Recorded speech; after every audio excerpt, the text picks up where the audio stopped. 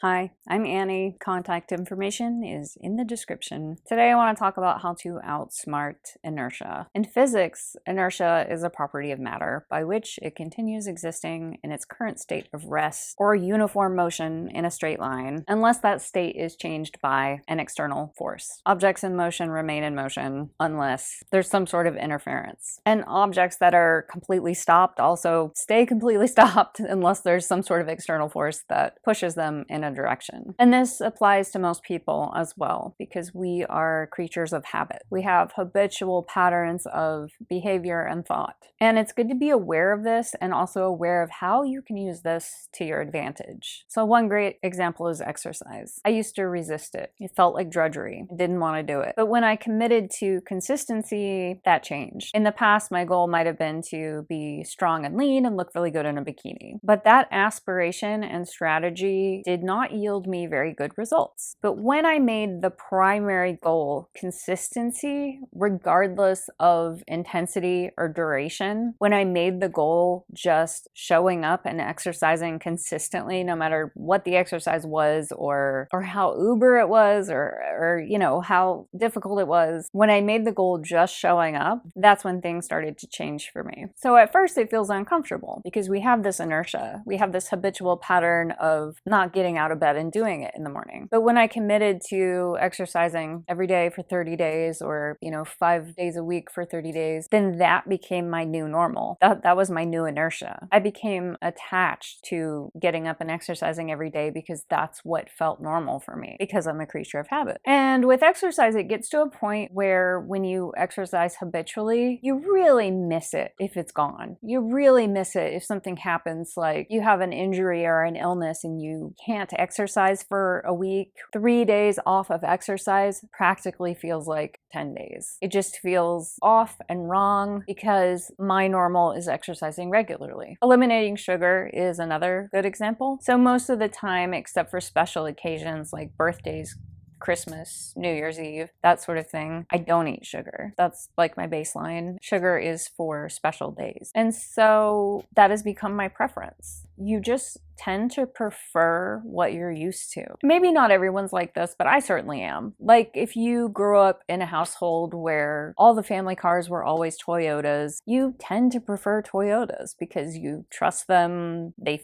feel right, you're familiar with them. And of course, I guess not everyone's like this, but that's just how I am. And I think a lot of people are creatures of habit in that way. So for the most part, I don't eat grains either. That's another special occasion thing. And when I was little, spaghetti was my favoriteest food. I always thought it would be my favorite food. But now, as an adult, I don't eat pasta except for rare special occasions. And I frequently eat zucchini noodles. Now, when I think, do I want some spaghetti? I'm thinking about zucchini noodles. And on those rare occasions when I'm at a dinner party or special holiday and there's a big bowl of pasta sitting in front of me, what I find is that I kind of don't prefer it. I sort of want my zucchini noodles because that's what I'm used to. And so that can really happen with food. Like you think you have an addiction to sugar, but then when you eliminate it and then you have it again occasionally, it's nice, but it's so incredibly sweet. And the other thing that you'll notice is that certain things like strawberries, obviously, are incredibly sweet. If you don't eat any sugar and then you eat a strawberry, it's like candy. And even things like broccoli, because you're not used to eating a lot of sugar, you pick up on the sugar in the foods that you have. So it just sort of like recalibrates everything. So you can use that to your advantage. If you have some bad nutritional habits and you're just used to eating donuts for breakfast, just get used to something else. And like that new healthier thing that you replace it with, I bet you'll start to prefer it. So for me, when I eat a big plate of zucchini pasta, there's no willpower required and there's no feeling of deprivation. It's just what I want because it's what I'm used to.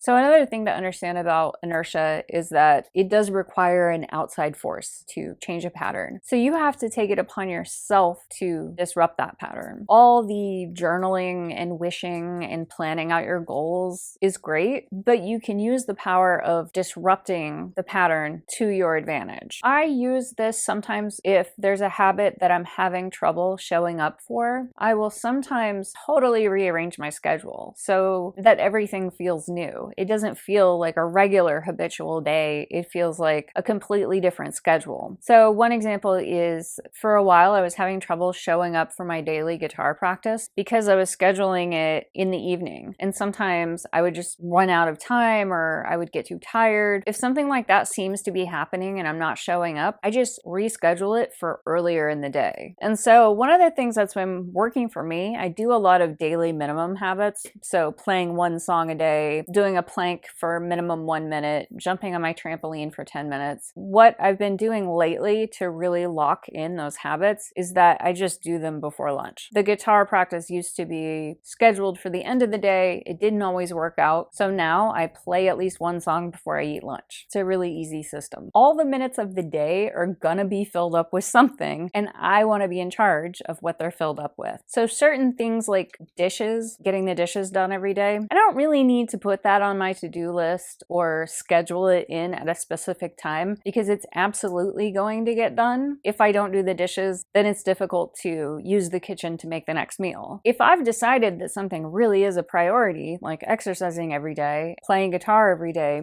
I want to take full responsibility of that and for full control. I've decided it's a priority, so I tend to accomplish those things first in the day. And a lot of the other stuff that I haven't designated as one of the high priorities, it kind of just gets done anyway in all the remaining minutes of the day, or maybe it's just not that important. Everything can't be a priority. I usually have too many priorities. That's a problem that I have. It's good to remember that the word priority literally means one.